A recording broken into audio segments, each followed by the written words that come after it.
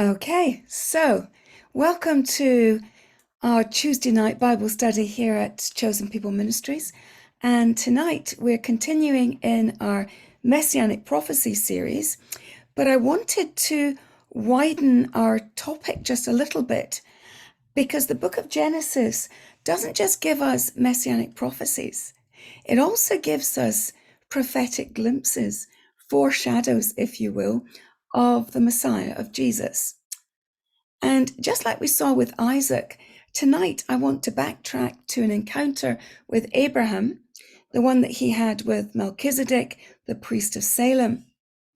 And together we'll discover why both King David and the writer to the book of Hebrews explain that the priesthood of Jesus, Yeshua, is after or in terms of the order of Melchizedek.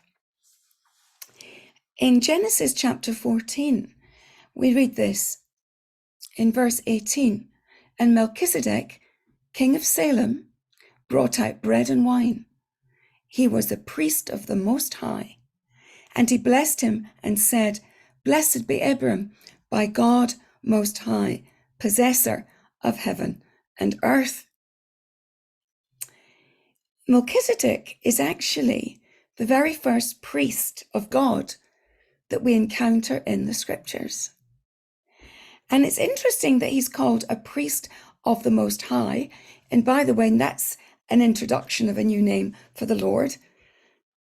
And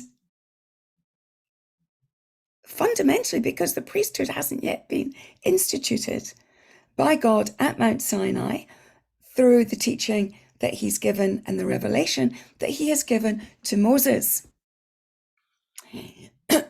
His name, Melchizedek, is formed of two parts from the root melech, meaning king, that's the Mel, and or melech, and Sadik, righteousness. And when you put the two together, melech and Sadik, you get Melchizedek, at least in English. If you were in Hebrew, you would call him Melech Sadik.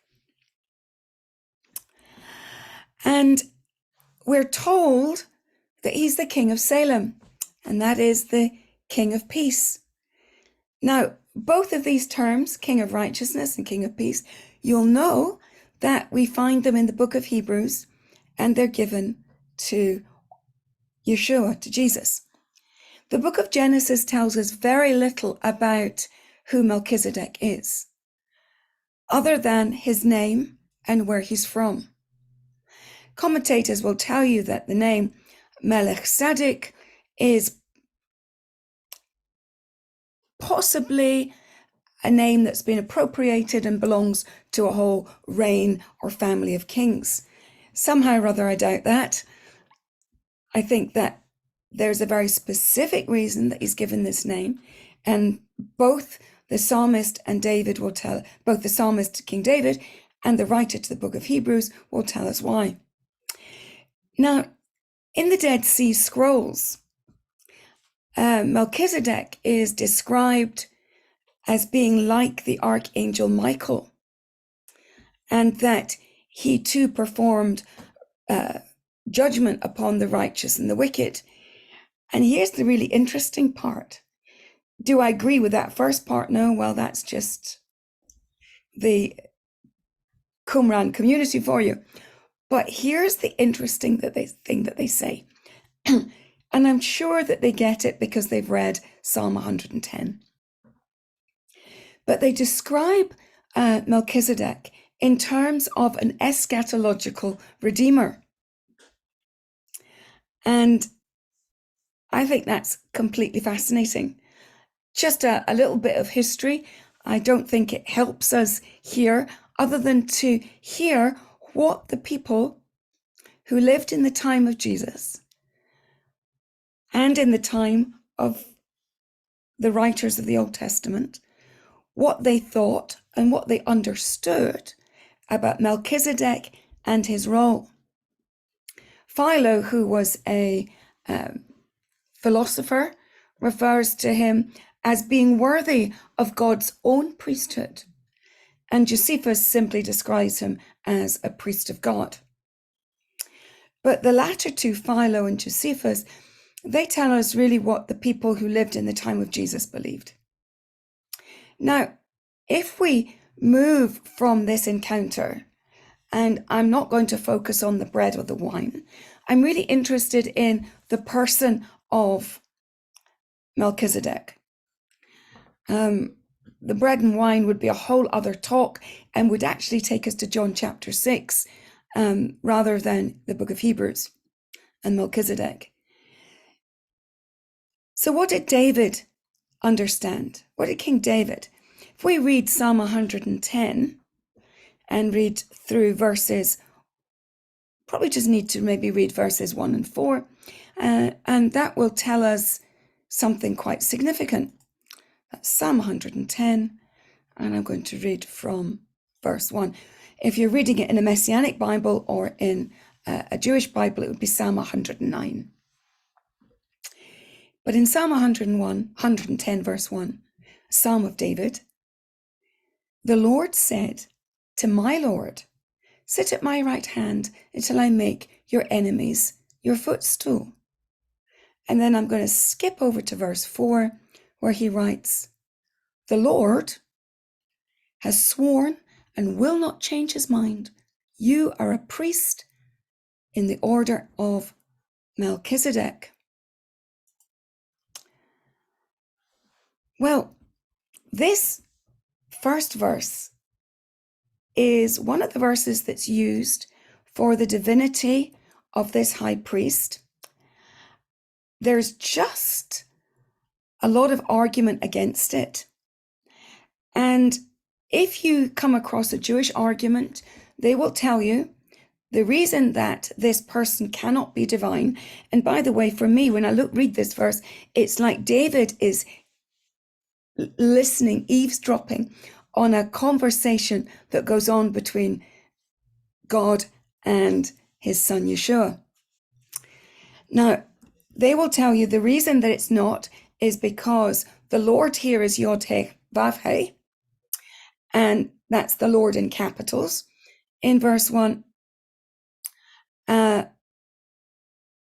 But it's Adon also. So when you look at verse 1, if you were to read it in Hebrew, it would read, the Lord, that is Yod-Heh Vav-Heh, the sacred name of God, says to my Lord, says to my Adon, sit at my right hand. Now, why Jewish people will say that that can't be divine, that Adon, is because the word can mean ruler and master. And they would argue that because it's not Adonai here, it cannot be a divine name. In order to understand what David meant, we acknowledge that generally its use in the Tanakh, in the Old Testament, Adon relates to a human master or ruler. But both in the Psalms and in Isaiah, the title Adon, which is master or ruler, is applied to the Lord, as in the Yod-Heh Vav-Heh name of God. So, there are a number of verses, and Isaiah 51 reads, thus says your Lord, Adon, to the Lord, Yod-Heh Vav-Heh, your God who pleads the cause of his people. Or Isaiah 33 verse 1, for behold the Lord, Adon, the Lord, Yod-Heh Vav-Heh, of hosts. And we see it in Psalm 8 as well, and in Psalm 97. So we can safely conclude that Psalm 110, even without the testimony of the book of Hebrews or the New Testament, is making a startling and prophetic revelation about the one to whom the Lord, as in the one who is Yod-Heh Vav-Heh, is speaking. So David is listening to the Lord God, Yod-Heh Vav-Heh, speaking to someone who is called ruler, but is also divine, and therefore is God. This priesthood is unique, even though it's described as being like that of Melchizedek. So what is it that we're really to understand from Psalm 110? It doesn't tell us anything about who Melchizedek is. It just tells us that the Lord who sits at the right hand, Adonai, this Adon, this, in our mind, Yeshua, Jesus, who sits at the Lord's right hand, is being declared as a priest forever in the order of Melchizedek. What this psalm is doing is making the Davidic Messiah to be aligned with Melchizedek. And when we move into the book of Hebrews, Hebrews will use this as a launch pad to discuss the relationship of the Messiah, Jesus, to Melchizedek and what that means for us. Why is it important that we see this? What is actually happening is that Melchizedek is going to be used as a forerunner or a type of Messiah. So let's move into Hebrews and see what the writer to the Hebrews has to say. Firstly, it's really important to note that Yeshua is not of Jesus is not of the tribe of Levi or of the sons of Aaron. He's of Judah. And I love the way the writer to this book states it in Hebrews 7 verse 14. For it is evident that our Lord sprang out of Judah. So clearly there's an assumption that Yeshua's family line, his descent from the tribe of Judah, was well known to the believers to whom he was writing. Let's read Hebrews chapter 5, verses 4 to 10, and see what the writer is, the connections that he's making. Hebrews 5 verse 4, no one takes this honor upon himself, but only when he's called by God, just as Aaron was. So also Messiah did not exalt himself to be made a high priest, but he was appointed by him who said to him, you are my son, today I have begotten you. As he says in another place, you are a priest forever after the order of Melchizedek. In the days of his flesh, Yeshua offered up prayers and supplications with loud cries and tears to him who was able to save him from death. And he was heard because of his reverence. Although he was a son, he learned obedience through what he suffered, and being made perfect, became the source of eternal salvation to all who obey him, being designated by God a high priest forever, after the order of Melchizedek. So as you can see, he's used as the forerunner, the type of Messiah. And although we do have the genealogy of Yeshua, we can safely say that Yeshua is eternal, without beginning or end. And the similarities will continue, because Yeshua is also the King of righteousness and the King of peace.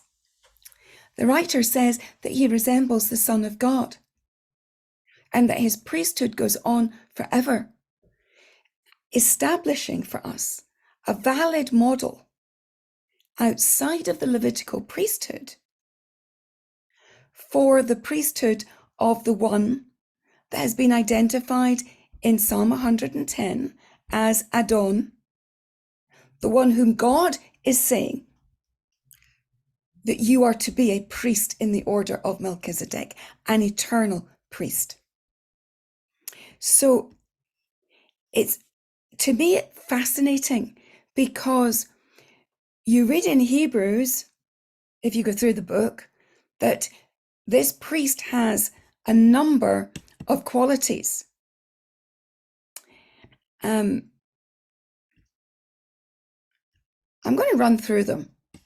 I've got a little table here. He is merciful and faithful in chapter 2, verse 17 of Hebrews. He's able to help those who are tempted. That's the same chapter, verse 18. In verse 14, he's great and he's passed through the heavens. In chapter 4, verse 15, he's not unable to sympathize with our weaknesses. And verse 15 explains why, because he's tempted in every way as we are, yet without sin. Chapter 5, he's appointed by him who said to him, "You are my son, today I've begotten you." In chapter 6, verse 20, he's a forerunner on our behalf. He's a high priest forever in the order of Melchizedek. In chapter 7, verse 26, he's holy, unstained, and separated from sinners. He's exalted above the heavens in the same verse. Same chapter 7, verse 28, he's made perfect forever. Verse 8, verse 1. Chapter 8, verse 1. Get it right, Fiona. He's seated at the right hand of the throne of the majesty on high. In the second verse of chapter 8, he's a minister in the sanctuary of the true tabernacle. Chapter 9, verse 11, he's a high priest of the good things to come.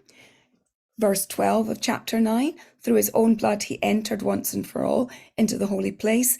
And verse 12 of chapter 9, he obtained for us eternal redemption.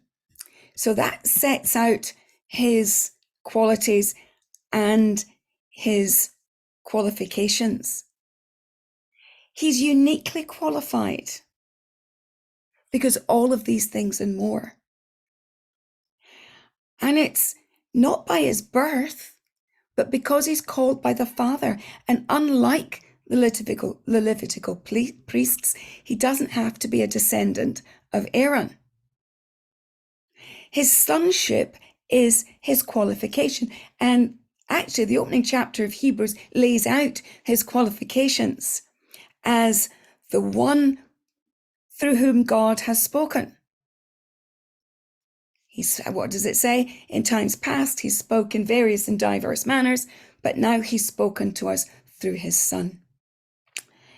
And we're really referencing, of course, in verse 5 of chapter 1 of Hebrews, for which of the angels, which of them?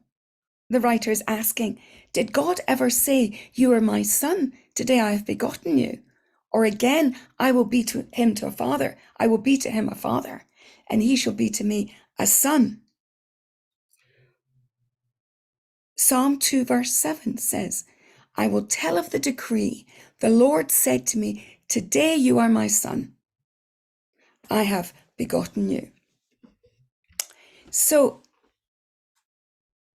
the fact that in chapter 5, this verse in Psalm 2, "You are my son, today I have begotten you," is being connected to the priesthood of Yeshua, the priesthood that is in the order of Melchizedek.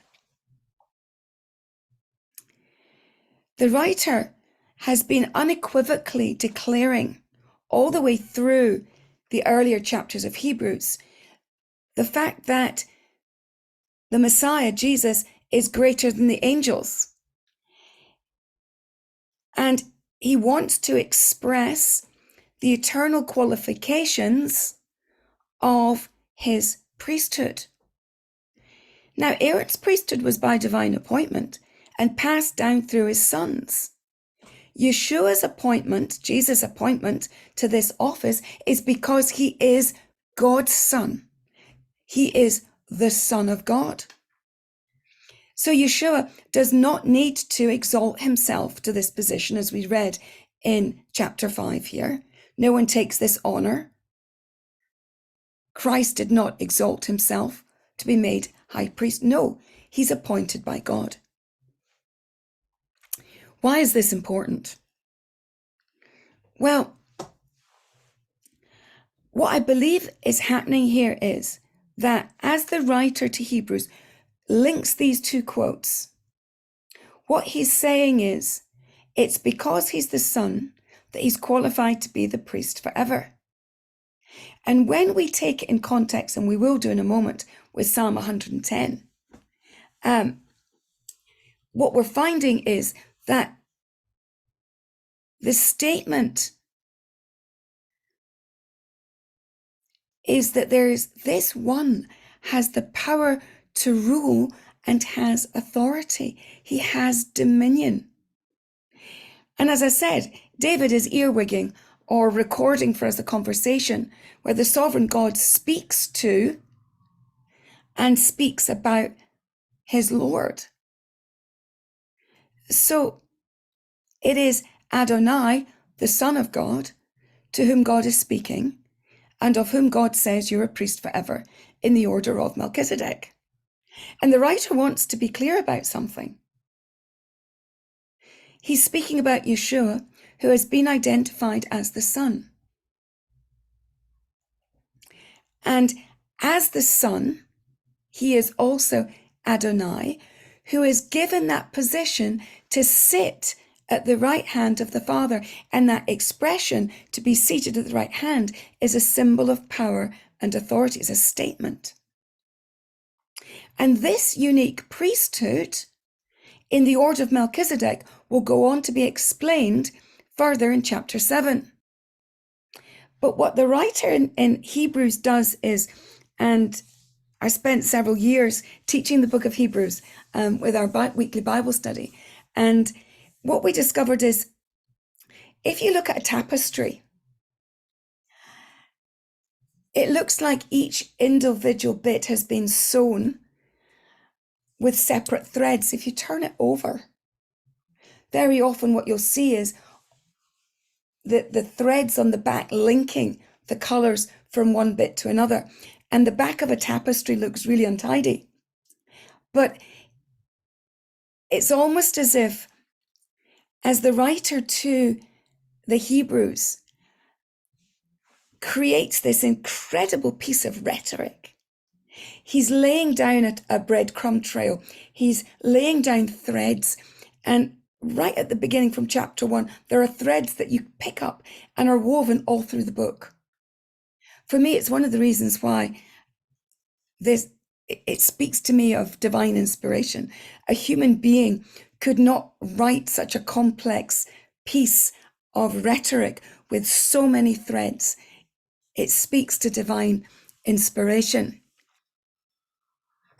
But as we continue here, it's really worth saying that both Melchizedek and Yeshua, Jesus, are alike because they're both priest and king. And what's really interesting is none of the kings of Israel were priests, nor were any of the priests of Israel elevated to the office of king. This is a unique resemblance. And the prophet Zechariah contains a messianic prophecy about one who will be both priest and king. Let's read Zechariah chapter 6, verse 13. And even he shall build the temple of the Lord, and he shall bear the glory, and shall sit and rule upon his throne, and he shall be a priest upon his throne, and the counsel of peace shall be between them both. Just an incredible linking of these two themes of priesthood and kingship. They're only united within a messianic prophecy or in the person of the actual person of Jesus, Yeshua. So let's move over to Hebrews chapter 7. And Hebrews chapter 7 is a focal point in the book of Hebrews. It's pretty much just past the halfway mark or thereabouts. And it contains one of the central themes of Judaism, the priesthood. No sacrifices could be made by a priest, except by a priest. No forgiveness of sins could be mediated apart from the sacrifices that had to be offered by a priest. And so this theme of priesthood was incredibly important to the Jewish people of the day. And it's this backdrop that forms the teaching against which Yeshua is highlighted. Now, it's worth also noting that obedience to the law was vitally important to the Jewish people and to God. And the offering of sacrifices was crucial. The priesthood was created for the purpose of offering them. And the priesthood was central to the Judaism that was experienced in the days of those who lived when the temple was still functioning. Some scholars actually believe that the application of Yeshua to Psalm 110 is unique to the author of the book of Hebrews. But he'd laid the foundation for the priesthood of Yeshua back in chapter 4. And I read a couple of the qualifications or the attributes of this priest that the book of Hebrews lays out for us. But in chapter 4, verse 14, we read, "Since then we have a high priest who has passed through the heavens, Yeshua, Jesus, the Son of God, let us hold fast to our confession." And it's picked up again in chapter 5, as we've just looked at, where we see the writer talk about Yeshua's priesthood in terms of the offering up of his prayers and his supplications with cries and tears to him who could save him from death. And he was heard because of his reverence. But chapter 7 is preparing us for the ultimate conclusion that the writer wants to make, that comes in chapter 8, verse 1. The point of what we're saying is this: we have such a high priest who is seated at the right hand of the throne of majesty in heaven. And it follows what is perhaps the most shocking and the most pivotal statement or question of the whole of the New Testament. So I'm going to pop over and open my Bible at Hebrews chapter 7. And I'm going to read a few verses from there. I'm going to begin at verse 11. Now, if perfection had been attainable through the Levitical priesthood, for under it the people received the law, what further need would there have been for another priest to arise after the order of Melchizedek, rather than one named after the priest in the order of Aaron? For when there is a change in priesthood, there is necessarily a change in the law as well. For the one of whom these things are spoken belonged to another tribe, from which no one has ever served at the altar.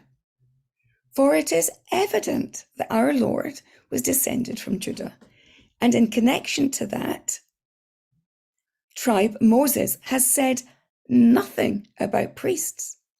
This becomes even more evident when another priest arrives in the likeness of Melchizedek, who has become a priest not on the basis of legal requirement concerning bodily descent, but by the power of an indestructible life.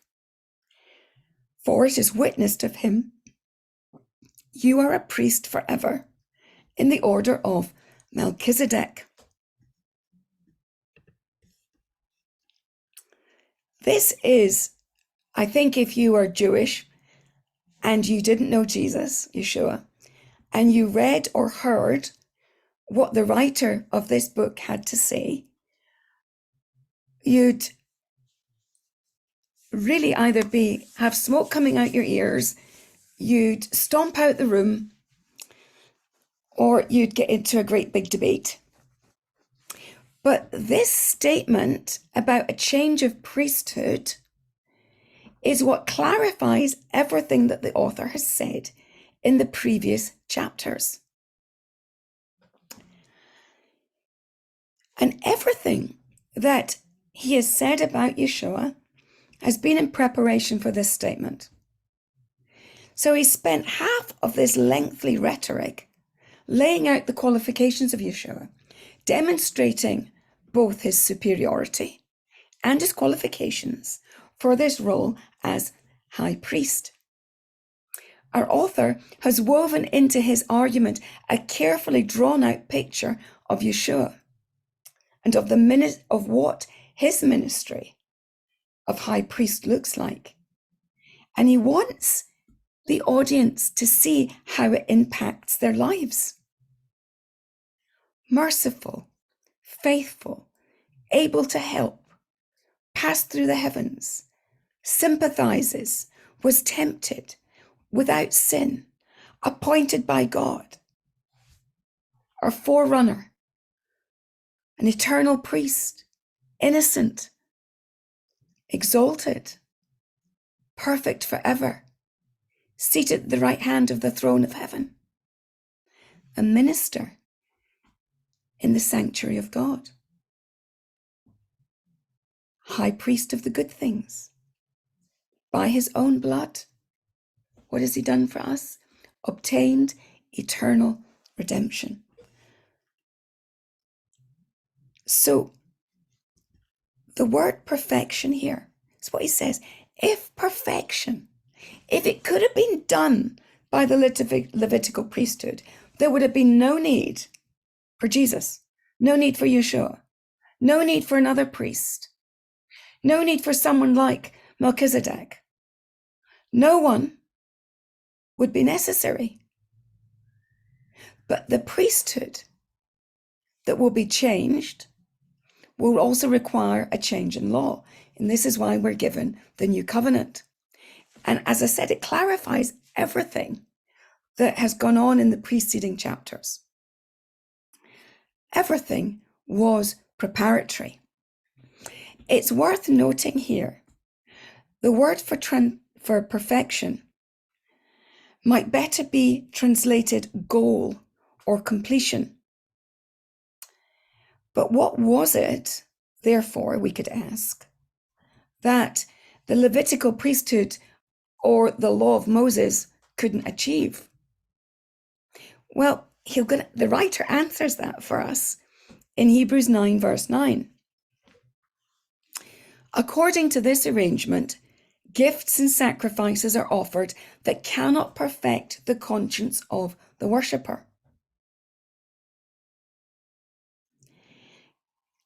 Our writer is telling us that this priesthood of Jesus in the order of Melchizedek can do what the Aaronic priesthood could not do. And that is affect an internal change within us. It cannot perfect the conscience. What's being perfected that only the high priesthood of Yeshua can do? This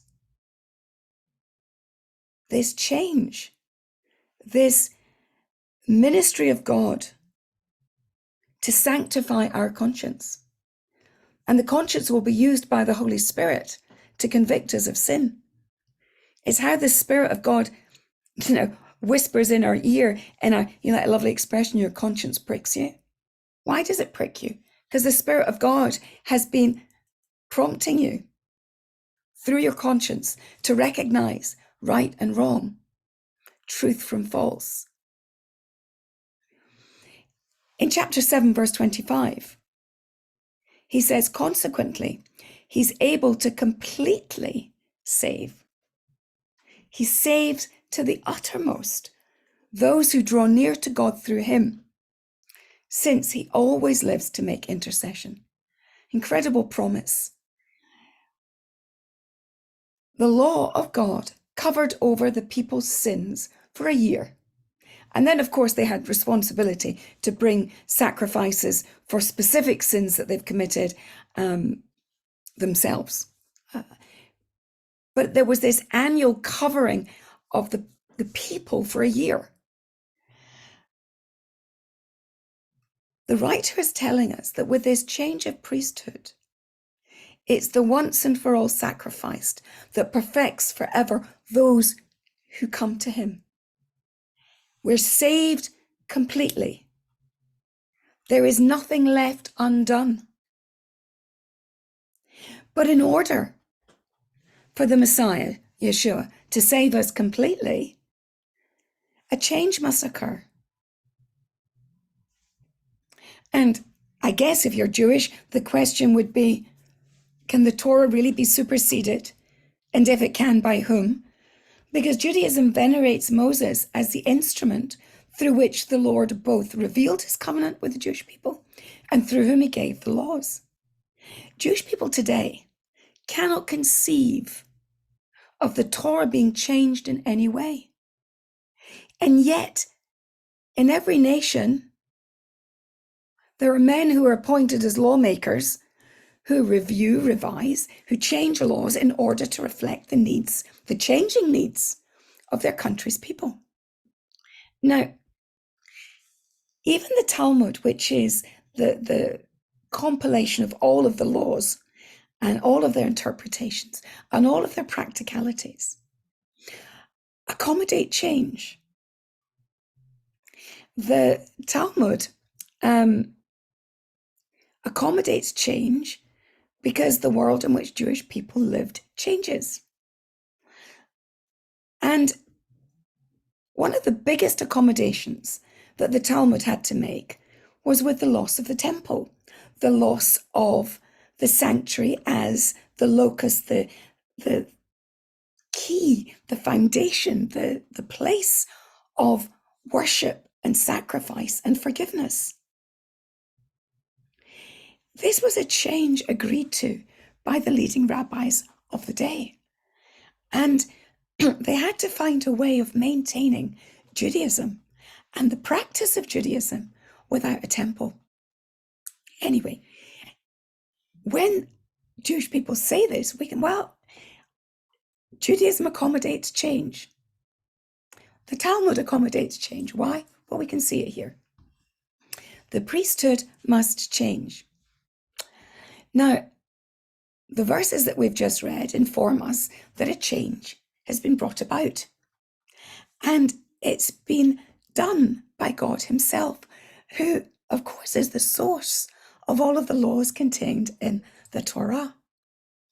Now, it is interesting to note that the term priesthood used in the book of Hebrews is only found here.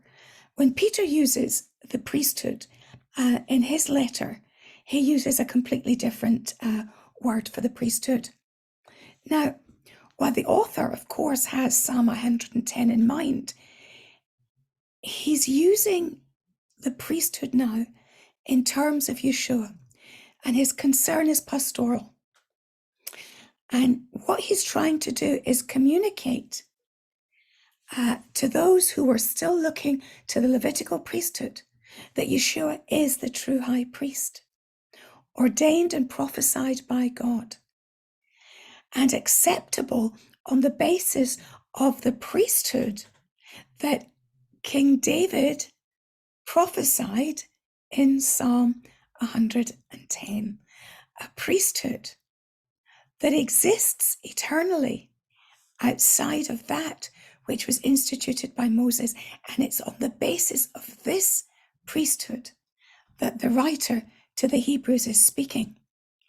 Now, the need to explain this so deeply must mean that the audience, his hearers, were struggling with the notion of their Messiah, Jesus, Yeshua, as a high priest. And this is why it's one of the overarching themes of his piece of rhetoric, his book. And he's possibly also responding to conversations that were current about Melchizedek in the first century. Things like the Dead Sea Scrolls, the comment where Melchizedek is viewed as a redeemer. Now, the eternal, why is it so important for us? Because the priesthood of Yeshua must be eternal. It must be superior to that of the Aaronic, because he is our only hope for eternal salvation. He's the only one who saves to the uttermost. And all the way through the Old Testament, we see and we hear about the wrath of God over sin, and God doesn't change. His attitude to sin doesn't change. And so there's only one hope for sinners. We too must have a faithful high priest who will intercede forever. We need a king of righteousness. We need a king of peace. We need someone without beginning and end. Someone who has an indestructible life, who will rise from the dead, who will never die and need to be replaced. We need someone greater than Abraham, greater than Moses, greater than Levi. Someone like Melchizedek. Someone who blessed Abraham and who we read received, and this is fascinating. The writer tells us that Melchizedek received Abraham's tithes, and more than that, received the tithes due to the Levites, because Levi was in the loins of Abraham. And that's a whole study in and of itself, this idea that the priesthood of Melchizedek is eternal. And when Abraham gave his tithe, he was doing something that would resonate in the future. People have often asked, who do I think Melchizedek was? The priest that Abraham met. Was he indeed a pre-incarnate visitation of the Messiah? Well, I kind of think that's what the writer to the book of Hebrews is hinting at. He makes it so clear that everything about Melchizedek speaks to who Yeshua is and what his priesthood is. And if we believe, and as many of us do, that some of the visitations of the angel of the Lord were pre-incarnate visitations of Yeshua or manifestations of God himself, then a theophany, so it's whether you believe it's a Christophany or a theophany, Melchizedek can only be a Christophany. He can only be a pre-incarnate visitation of Yeshua. I guess I leave that one up to you to decide. It's not a matter of salvation. We can disagree on it. I would like to think that Abraham met with Jesus, with Yeshua. It kind of helps us when we hear Yeshua say things like, before Abraham was, I am. It helps us with John chapter 6 and the bread and the wine. Just as a very throwaway comment, the expression where Yeshua says that he is the bread of life, or that he is bread from heaven, refers to an intertestamental prophecy that was known by the audience that Yeshua was speaking to in that very moment. So when he said, I'm bread from heaven, he probably said it in Hebrew, and he probably said, I'm manna from heaven. And they would have heard immediately a prophecy in their own minds where it's written something like this, that the treasury of heaven will once again be opened and manna will descend from heaven. And it was understood just like the thing I quoted from the Dead Sea Scrolls about Melchizedek being a redeemer figure. They would have understood that what Yeshua was saying in that moment when he said, I'm bread from heaven, is I am redeemer. So Melchizedek can be used as a hermeneutic key, a key to unlocking other passages of scripture. That's what King David did. He used Melchizedek to speak prophetically about a new priesthood, a priesthood that isn't dependent on the Aaronic. It's what the writer to the Hebrews does when he unpacks who Jesus is, Yeshua is, in terms of the Aaronic priesthood, to teach us what role Yeshua has in our lives as the one who saves to the uttermost. And I think we've most certainly run out of time and I've gone over, but I hope you'll forgive me. And I look forward to those of you who will join us on Zoom here next week, and also those who log in to Zoom.